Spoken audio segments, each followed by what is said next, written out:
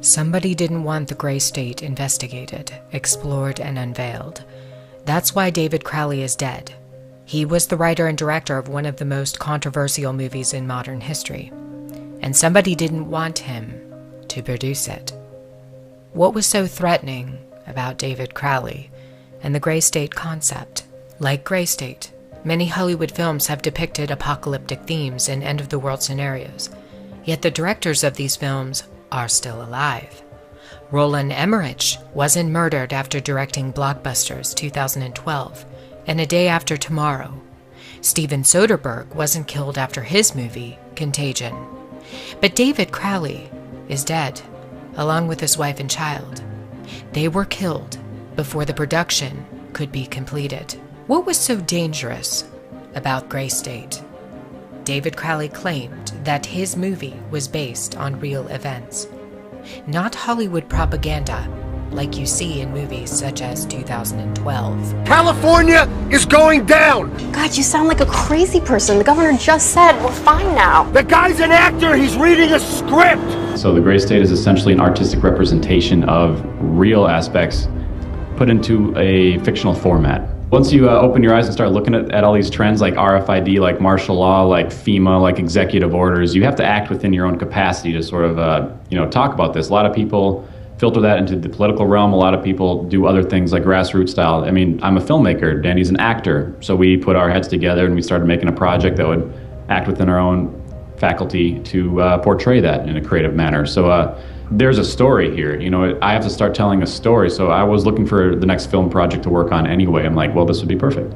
And it's not really perfect because you have to kind of filter down all this stuff into a narrative storyline that's not just propaganda telling you what's going to happen next, like 2012 or A Day After Tomorrow. It's got to be a human story, and it's got to be enduring and compelling. The way we're different is we're independent, and we don't expect any participation from any studios just because of its contentious nature. I mean, anyone knows that Hollywood has not approached this topic so directly before. That's what makes Gray State so compelling. It's that different. Definitely the trailer is our best efforts to kind of show this world and expose these very real issues that exist in our world today.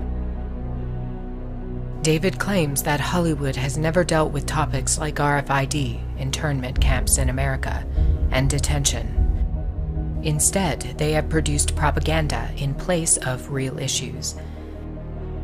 When Hollywood does discuss internment and detention, it's almost always about World War II and the Holocaust. Literally thousands of films have been produced about the Holocaust, and yet one single film that addresses the potential for a Holocaust in the United States is stopped mid-production after its director is murdered. Seems a bit odd, doesn't it? They don't want Americans, Canadians, and other Western countries to know what is coming. And that is a plan to intentionally collapse Western society. If you don't believe me, read the plan that's been in the books for over a century. Planned out by the Illuminati and penned by Albert Pike back in the 1800s in his 3 World War predictions. Gray State was simply too threatening. It revealed too much, not just the obvious points of what could happen with the collapse of a society, things like martial law, food shortages, and a provisional government. It goes beyond this. David knew a secret, and he left it inside of the trailer for Gray State, in plain sight. David Crowley used the Illuminati's favorite game against the notorious cabal. It's a game they've played with the human race for years. They provide clues about the future to toy with us. They did it with 9/11. They've done it with other major catastrophes. It's called predictive programming. On occasion, though, they get outsmarted at their own game. What was David's hidden message inside the Gray State? And could it be the reason for his death? Perhaps the scariest part of Gray State's conceptual trailer is this character here, who appears to be operating a guillotine. David Crowley was very intentional in this frame of the movie. He added something that I believe he wanted the people to know about.